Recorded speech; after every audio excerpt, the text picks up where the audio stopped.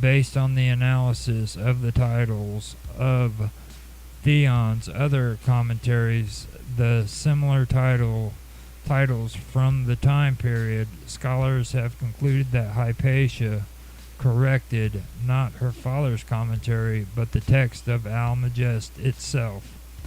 Her contribution is thought to be an improved method for the long division algorithms needed for astronomical computation. The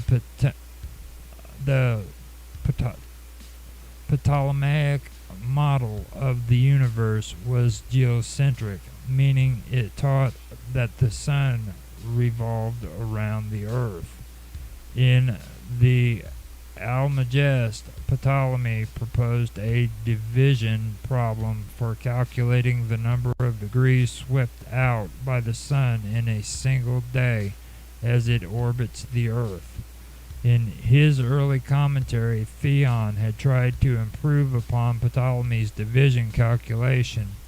In the text edited by Hypatia, a tabular method is detailed.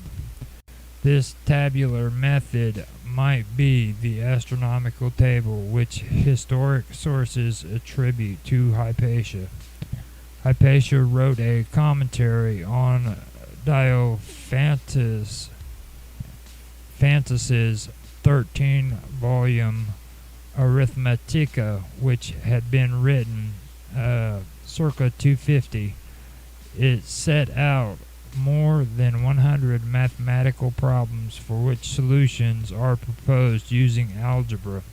It was long believed that this commentary had been lost, but the 19th century scholar Paul Tannery deducted that parts of it had actually survived, interpolated into Diophantus's original text, of which only volume 1 through 6 have survived. Sir Thomas Heath published the first English translation of the surviving portion of the Arithmetica in 1885. Heath argued that surviving texts of the first of Arithmetica is actually a redaction produced by Hypatia to aid her students. Hypatia used an unusual algorithm for division in the then standard sexagesimal numeral system, making it easy for scholars to pick out which part of the text she had written.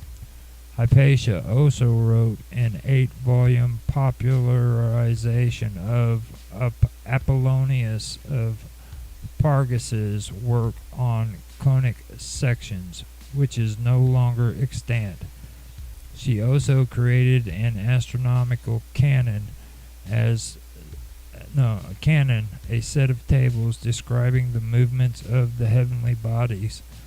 This is believed to have been either a new edition of the handy tablets by the Alexandrian Ptolemy or the aforementioned commentary of his Almagest. A high degree of mathematical accomplishments would have been needed to comment on Apollonius's advanced mathematics or the astronomical canons. Because of this, most scholars today recognize that Hypatia must have been among the leading mathematicians of her day. One of Synesius's letters describe Hypatia as having taught him how to construct a silver plane astrolabe as a gift for an official. An astrolabe is a device used to calculate date and time based on the position of the stars and planets. It can also be used to predict where the stars and planets will be on any given date. A little astrolabe, or plain astrolabe, is a kind of astrolabe that uses stereographic projections of the celestial sphere to represent the heavens on a plane surface, as opposed to an armillary sphere, which was globe-shaped.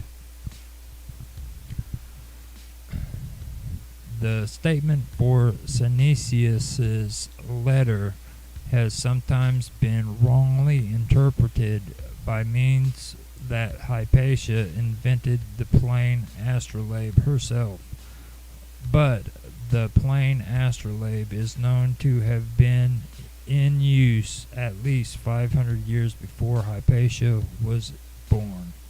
Hypatia probably learned how to construct a plane astrolabe from her father, Theon, who had written a treatise on it.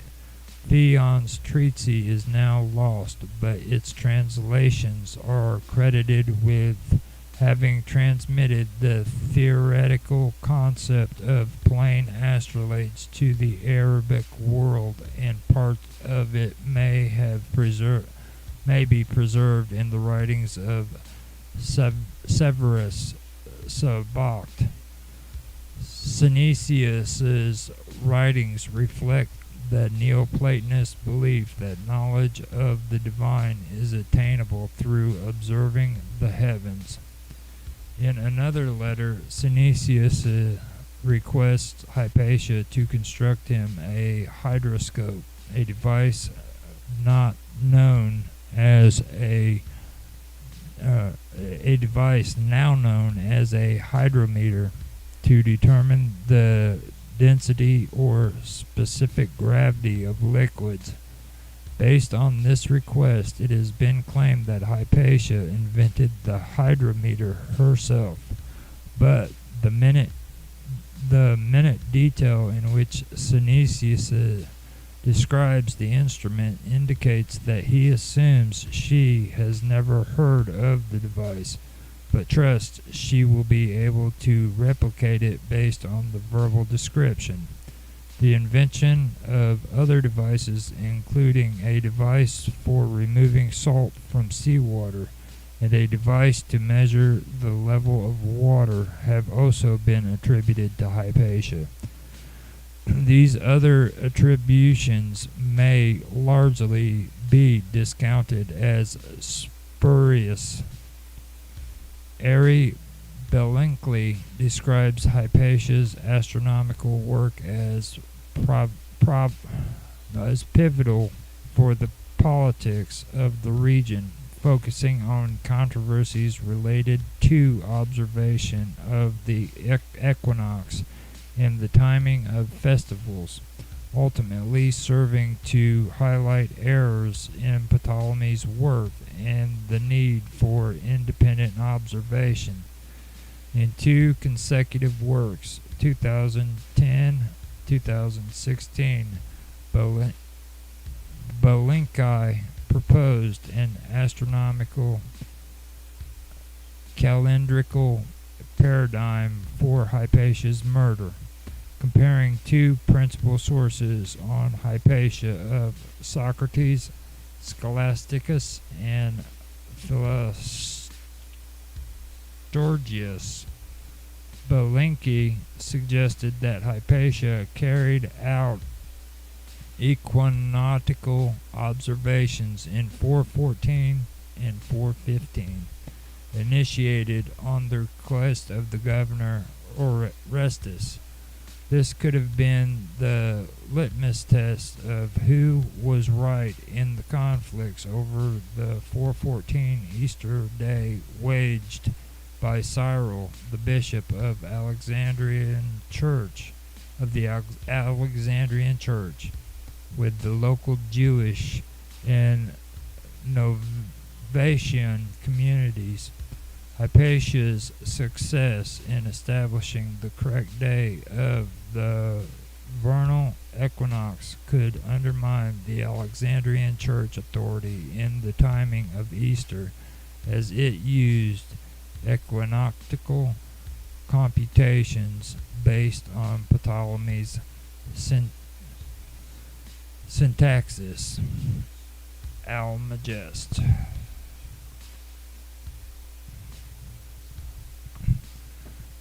Hypatia had no appointed successor, no spouse, and no offspring, and her sudden death not only left her legacy unprotected, but also triggered a backlash against her entire ideology.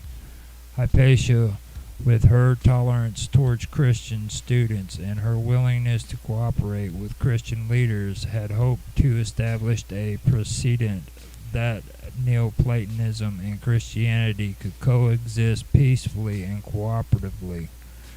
Instead, her death and the subsequent failure of the Christian government to impose justice on her killers destroyed the notion entirely and led future Neoplatonists such as Damascius to consider Christian bishops as dangerous, jealous figures who were also utterly unphilosophical.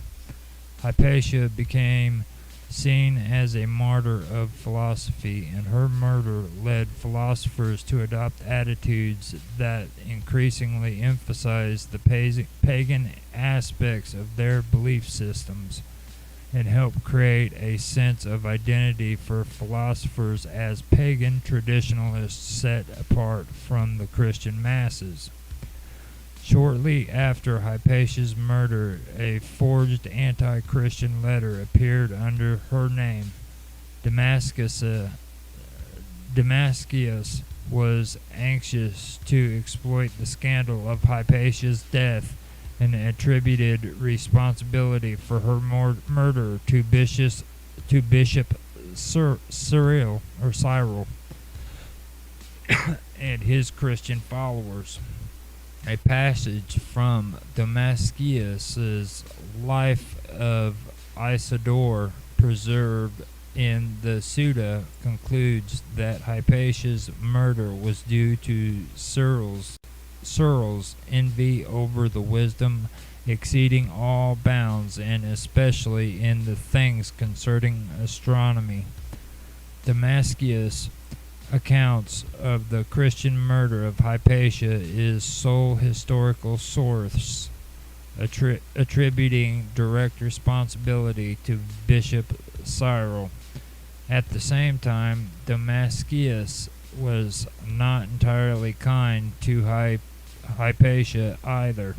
He characterized her as nothing more than a wandering cynic, and compares her favorably with his own teacher, Isidore of Alexandria, remarking that Isidorus greatly outshone Hypatia, not just as a man does over a woman, but in the way a genuine philosopher will over a mere geometer.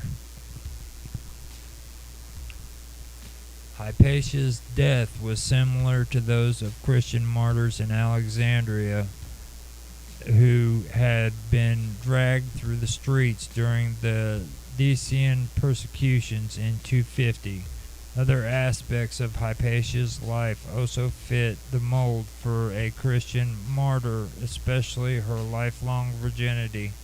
In the early Middle Ages, Christians conflated Hypatia's death with stories of the Decian martyrs, and she became part of the basis for the legend of St. Catherine of Alexandria, a virgin martyr said to have been exceedingly wise and well educated.